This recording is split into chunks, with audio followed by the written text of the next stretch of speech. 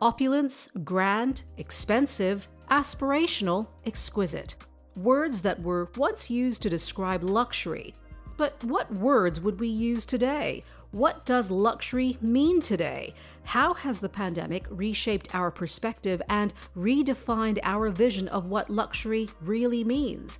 And how does that translate to the luxury hospitality experience? Hello everyone, my name is Monita Rajpal and welcome to The Drawing Board, a WATG podcast. Here we explore the ideas, issues and trends that are being discussed within the design community today, as well as among clients and customers. Joining me today are Rachel Johnson and Jeremy Hayes. Rachel is Senior Vice President and Studio Director at Wimberly Interiors. As a senior interior designer, she is proficient in meeting the needs of the client and advising on new, innovative design techniques that introduce individuality to the project. With over 20 years' experience, Rachel brings an acute eye for detail and a strong understanding of the hospitality industry, as well as the processes involved in project development. Jeremy is Senior Vice President and Managing Director at WATG. With more than 35 years of experience in planning and architecture, both in the UK and overseas, Jeremy has a wide-ranging background in design and project management. His highly creative design expertise includes hotels, entertainment, and leisure resort facilities, as well as residential developments.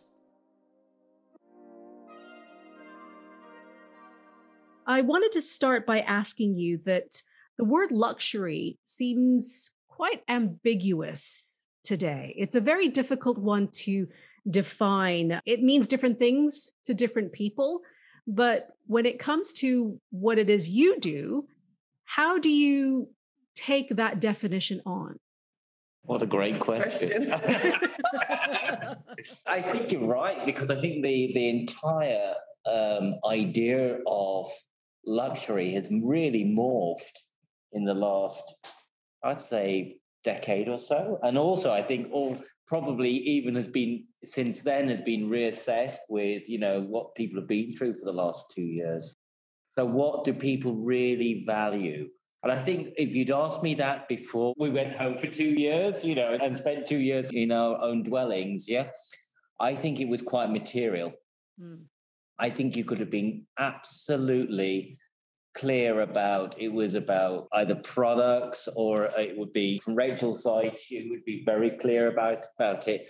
And I think it's more of people now thinking more about experiential.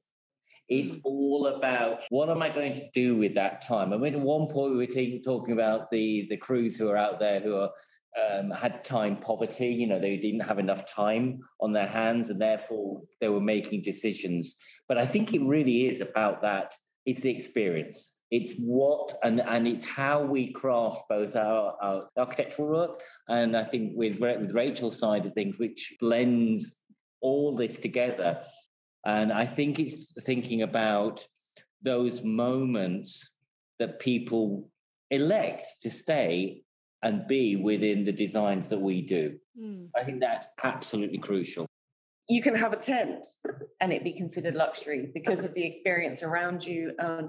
So much of it it's not just what we do in design, it's the operations, it's the aspiration of the provider of these experiences. And I think that's the only way that we can respond and look at that. We go from something as grand as the trains, which are obviously uber luxury. They have everything, every surface is covered, everything, people are going for that one-off life experience.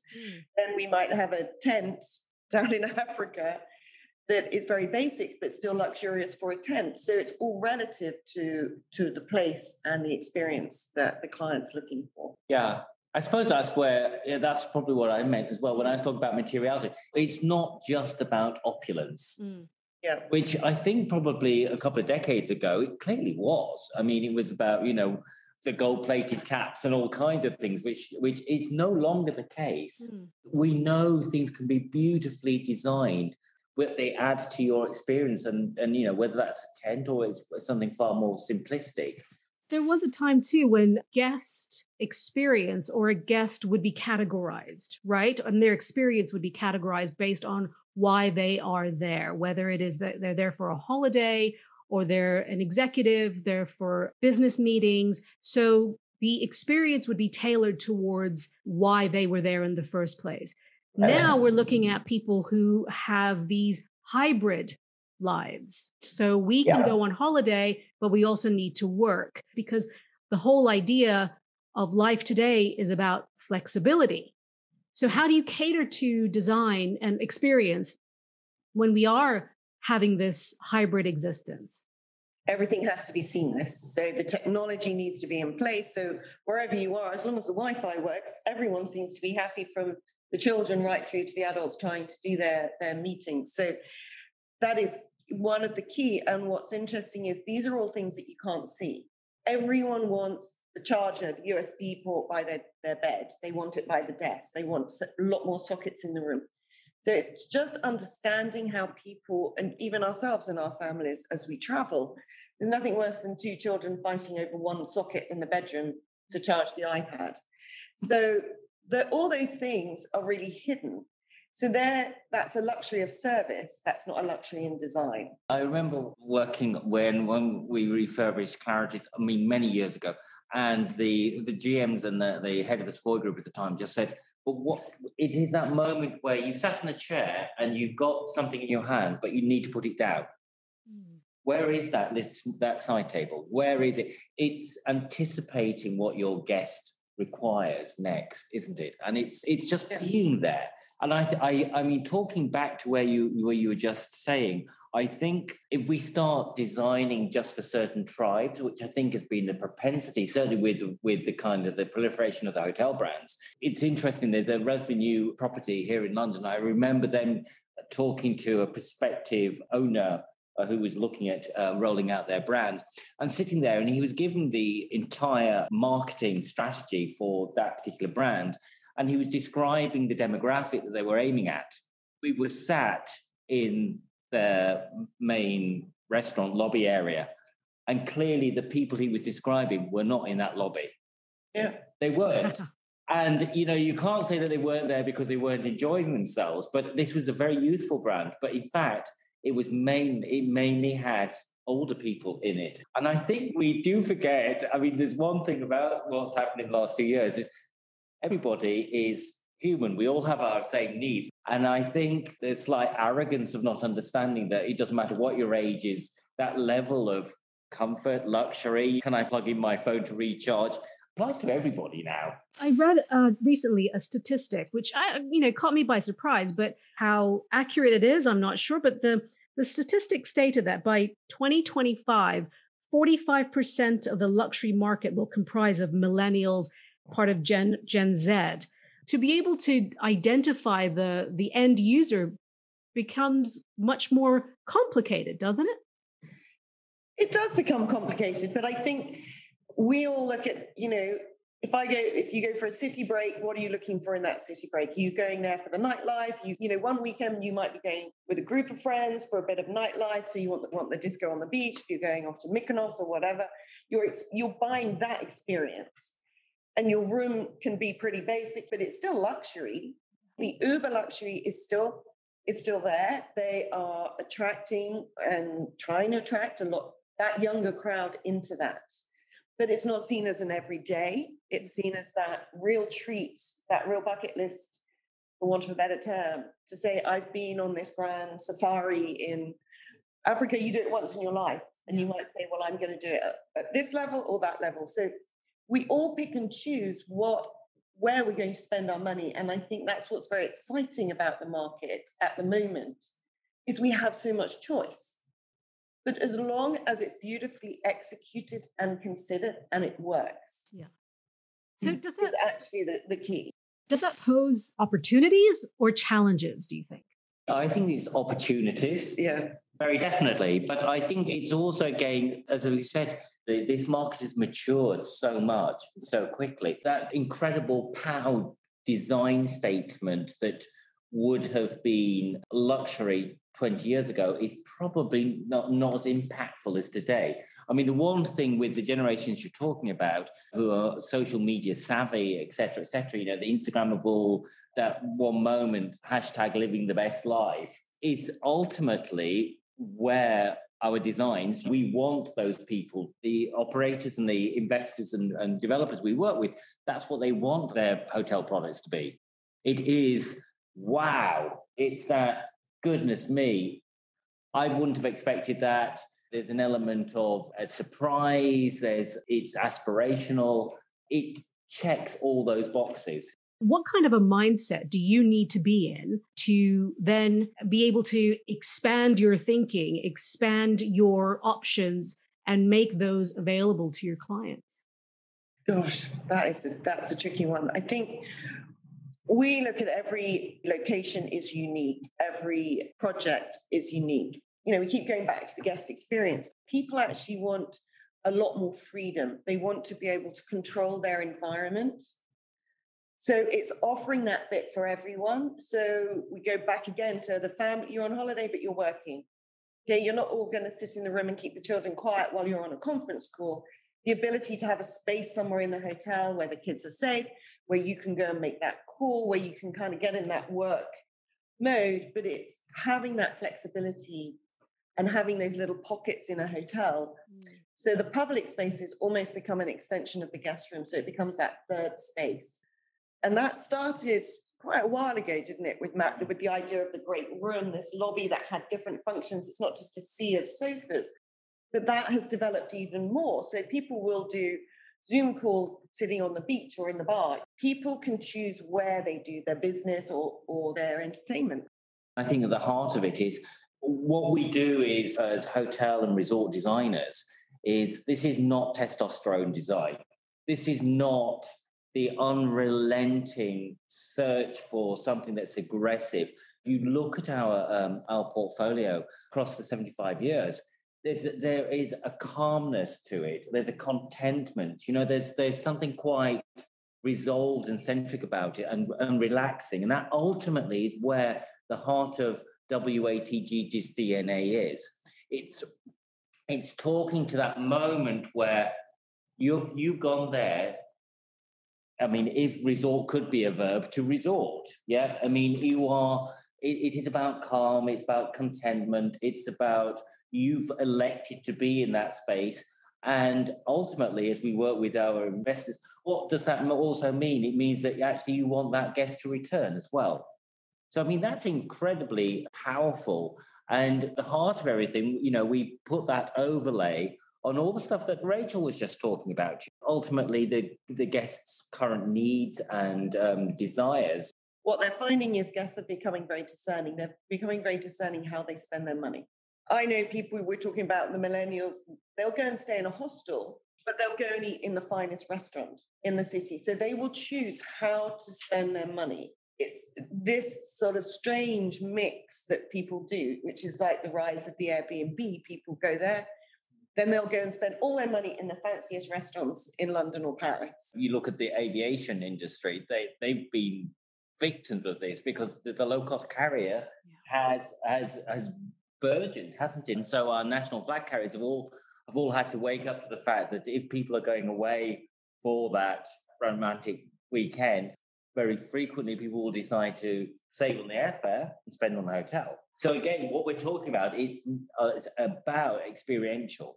People are being very focused. And also people choose, they might stay in different grades of properties whilst they're on holiday. We are seeing an awful lot of properties beginning to reevaluate themselves and actually reinvent themselves.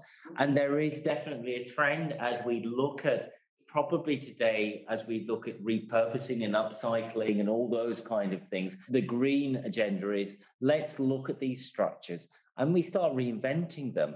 And what's intriguing is, number one, some of our forefathers have made some pretty cool decisions about certain things, and they're not all completely rubbish. But as we begin to look at it and begin to appreciate it, we actually see a different approach. So working with our colleagues here with the landscape, we start looking at biophilia, productive gardens, all kinds of really, really nice touches to this, within these properties. And just looking how we now, they reinvent themselves and they give themselves another lease of life moving forward. I think that's really exciting. What has been part of the luxury experience is the service. But we're also seeing now is this whole idea and reality of contactless service. Yes. And it's a real challenge, isn't it, to balance the two? How does that work, do you think? The difference is that the staff have a different relationship with the guests now. Very different. They're a lot more personable. They build up relationships. It's not as cut and dried as it used to be. So even in, the luxury, I mean, maybe the high-end luxury when you have butlers and things, but guests have changed and how they view the staff and how they treat the staff. And I think the staff has changed as well. You do build up a rapport with the staff, and they really do add that atmosphere that the team on a property brings to a client's experience can actually make or break. I mean, it could be the most beautiful property, but if the operations and the staff are not carrying that forward, it'll get lost. We're basically saying that the true definition of luxury hasn't really changed. Well, it hasn't changed. You're completely right. I mean, because, we're all humans. We still have those needs, and they always have been the same. What has changed is the way we view them and where we see it. So, for example, what is the criteria for a 5-star hotel? Well, I've been doing this for 30 years. I've been with WATG 30 years now. And I look at where we were when we first started talking. A 5-star hotel had a 5-fitting bathroom. Well, that's fine. So that would be absolutely clear. But there were also other criteria. And I remember on one occasion, we had a 1-story resort, which was just a ground hugger. And we had to put an elevator into it because you need an elevator in a 5-star hotel. Because it was a point. Because you need to check the box. But the issue is that nobody's going to make a decision on staying in a property because of the elevator. Yeah. There used to be another criteria. You've got to have dry cleaning within a certain number of hours. Yeah, a trouser press is another one. And they just say things like that have gradually disappeared. So the Uber luxury now have butlers. So you wouldn't even dream of getting an ironing board out. You'd ring your bell, and your butler that looks after 6 rooms would turn up and take it from you and deal with it. So there's different, obviously, levels of this luxury that we're all looking at. But also, I think we're also buying space. Yeah. It's time and space. That's what we're looking at every time. How does a person feel when they go in? It's really important that the spaces are correct proportionally. What did the last couple of years do to or for your creativity? Gosh, not a lot. To be honest.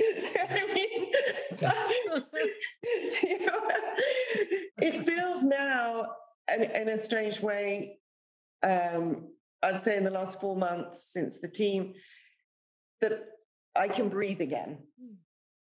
That I feel that actually I've got the space in my head to do that now. I know that maybe it's not the correct answer, but that's how I feel about it. Mm-hmm.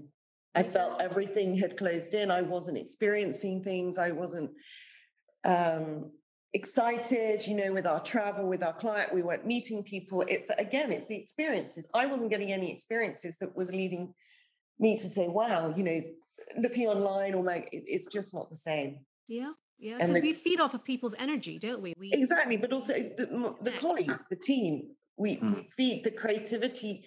It's almost like it's been allowed to bubble up again. It's been freed once we've been freed from our homes. I'd add to that also. I think there's an element of expectation as well now. And I've just kicked off a couple of new projects, and it's the energy, the raw energy of people, and not just ourselves as architects, like landscape, interiors, but there's other, we're working with a couple of clients, and we're bringing in other expertise of people who are working with us. And it's incredibly exciting. How do you start looking and redefining and where we're going? These are properties now, we're looking at lifespans 25 to 50 years on average for most of these properties. For the architecture, yeah. We have to be very cognizant of the fact that that you are making the right decisions about certain things.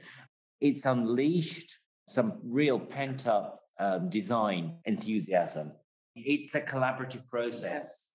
It was hard trying to design on Zoom. It's very, very difficult. You know, when you're sitting there as a group, you're all different levels, all different experience. And sort of some of the more junior members, when you're sitting around a table drawing, will contribute, whereas on the Zoom call, they wouldn't. So we were kind of missing that excitement. I mean, don't get me wrong. We managed ways to work when we were all remote. And as you rightly say, a lot of us are on the road, visiting the properties that we're delivering, we're designing. So technology wasn't a challenge. It wasn't too much of a challenge for us, really, because most of us have mobile technology, and we talk to our teams when we're on the road. But I think one of the things to do is think about, well, collaboration is so fundamentally important to us, and that's the reason why. So, for example, you're speaking to us, and we're in the heart of Covent Garden. We probably have some of the most expensive per square foot real estate in London. But there is a reason why we do that. Is because we attract talent from all over the globe. In that, and you look at where we're situated. We're as a company. Our biggest offices are here in California and Singapore. So we're talking about 3 really big gateway cities, and we know that collaboration is what makes us better. And the diversity and the interaction and all the people we attract into our business. And then also with our co-consultants, who are also part of that ecosystem that helps us design the very best. The last question I have before I let you go has to be, what does luxury mean to you? Oh, not doing the washing up. What does it mean to me? I like to feel very comfortable, very secure. I like the space and the time, those experiences. But then sometimes I like to go somewhere that's really buzzy, and it really depends in what I'm looking for at that moment. It's personal, right? Yeah. Mm-hmm. You, Jeremy? Yeah, I think that is that moment, isn't it? It's like, as I'm looking at things, it doesn't really matter about the stylistic response, etc. But when I get into that space, I want to feel like I'm at home, I suppose. It's that moment where everything works, everything is in the place it should be. And I suppose it isn't, I'm wrong. I mean, perhaps it's not, I don't have to be challenged all the time by it. Yeah. And I think that's where it is. I don't have to read the manual to be able to use the room. The lights is the big one. Oh, don't start me on lights. They're getting simpler and simpler. They're getting simpler and simpler to a switch. Maybe that's the age of the decision makers. I don't know. But I think it's also to do with, we all love the wow. Mm. But then there's nothing like being in a property where, as designers, you're sitting there going, and it's like a slow burn. You realize what is in the design, how they've executed it. And it's like a slow burn. You're like, that is so clever. There has to be a point where every time you go back into that room or into that hotel, you know why you've come back. Yeah. And this is not like real estate. Real estate, you do it, you design it, you sell it the once. These people have to sell it, if there's 200 keys, they have to sell 200 keys 365 days of the year and guarantee that they get the repeat business. So I think there's another layer. Yes, every time you put your key in that door, you just go, there is a reason why I stay here. And that is ultimately what we have to deliver on in every project. Yeah. Thank you, Rachel and Jeremy, for your time. I really appreciate it. Thank you, Monita. Thank you, Monita. Jeremy Hayes and Rachel Johnson speaking to me there from the WATG office in London. You've been listening to The Drawing Board, a WATG podcast. I'm Monita Rajpal. Thank you for joining us.